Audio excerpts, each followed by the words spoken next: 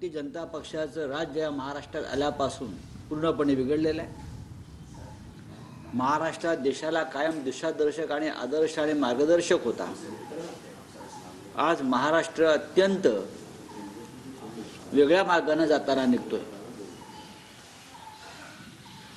पंजाबमधलं शेतकऱ्यांचं आंदोलन जे दिल्लीकडे कूच करत आहे आणि महाराष्ट्रातलं मराठा आणि ओबीसी यांच्या आरक्षणाचा विषय हा या देशाच्या रचनेसाठी, संघीय रचनेसाठी अत्यंत धोकादायक असं मला वाटतं। म्हणून आज महाराष्ट्रात जे विधानसभेचं अधिवेशन, विशेष अधिवेशन बोलावलं आहे, हे निर्णायक ठरावं आणि ओबीसींच्या कोणत्याही आरक्षणाला धक्का न लागता, त्यांच्या ताटातलं काढून न घेता, मग मराठा असतील, धनगर असतील, या समाजाच्या मागण्या मान्य व्हाव्यात ही शिवसेनेची भूमिका आहे। बोलिए सर, शेतकरी आंदोलनासंदर्भात उद्धव ठाकरे येथे जाऊन त्यांना पाठिंबा देण्याची शक्यता व्यक्त केली जाते। नाही, बघा, मी त्यासाठी इथे आलो होतो फक्त माहिती घेण्यासाठी की शेतकरी नक्की दिल्लीपासून किती लांब आहेत। पण माझ्या माहितीनुसार ते अजूनही 250-300 किलोमीटर दूर आहेत दिल्लीपासून। आणि माननीय उद्धव ठाकरे यांच्या शेतकऱ्यांविषयीच्या संवेदना आणि भावना सगळ्यांना माहिती आहेत।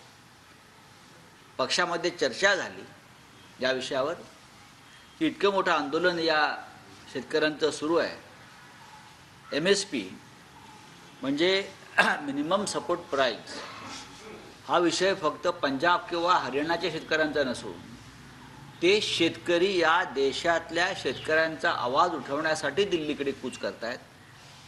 अशा वेळेला त्यात महाराष्ट्रातून शिवसेनेचं काय योगदान असावं याच्यावर उद्धव ठाकरे अत्यंत संवेदनशील आहेत।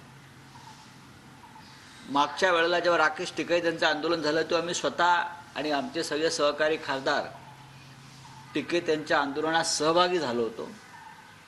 पण ह्या वेळेला या सर्व शेतकऱ्यांना अद्याप दिल्लीत येण्यापासून रोखलं आहे। त्यांच्यावर बंदुका रोखलेल्या आहेत, भिंत्या उभ्या केलेल्या आहेत, रस्त्यावर खिळे ठोकलेले आहेत। तरी सगळी माहिती घेण्यासाठीच मी इथे आलो। आता मी मुंबईत जाऊन शिवसेना पक्षप्रमुख उद्धव ठाकरे यांच्याशी चर्चा केली। आज सामनातील जो अग्रलेख आहे त्याच्यामध्ये तुम्ही असं म्हणलं की रामाचे सत्यवचन मुलीच्या अंगात भिनले नाही, पुतींसारखे वागतात असंही म्हटलं आहे तुम्ही।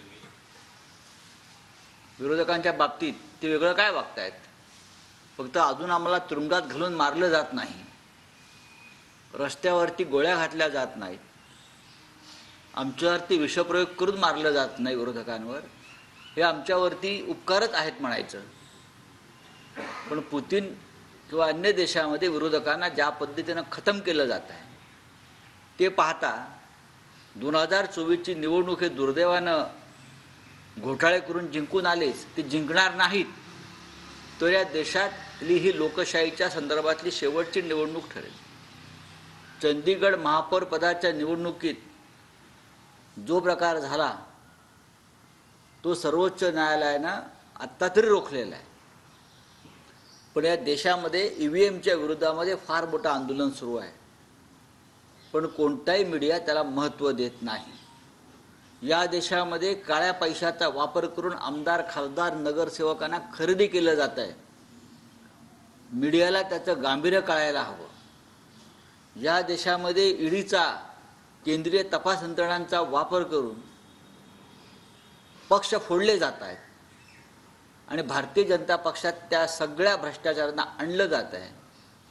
ही जी नांदी आहे लोकशाहीतली, ही काय हे सुचिन्ह नाही एवढंच मी सांगतो। आणि महाराष्ट्र असेल किंवा अन्य राज्य असतील, प्रत्येक ठिकाणी ईडीचा वापर केला जातोय आणि जे प्रखर बोलणारे आणि काम करणारे आमच्यासारखे राजकीय पक्ष आहेत त्यांच्यासमोर या माध्यमातून आव्हान उभं केलं जात आहे। पण शिवसेना असेल, उद्धव ठाकरे असतील, अरविंद केजरीवाल असतील, ममता बॅनर्जी असतील, हेमंत सोरेन असतील, तेजस्वी यादव असतील, हे आम्ही सगळे लोक आजही या हुकुमशाहीविरुद्ध, माननीय शरद पवार असतील, सगळे लोक आम्ही हुकुमशाही विरुद्ध लढायला उभे आहोत आणि आम्ही लढू.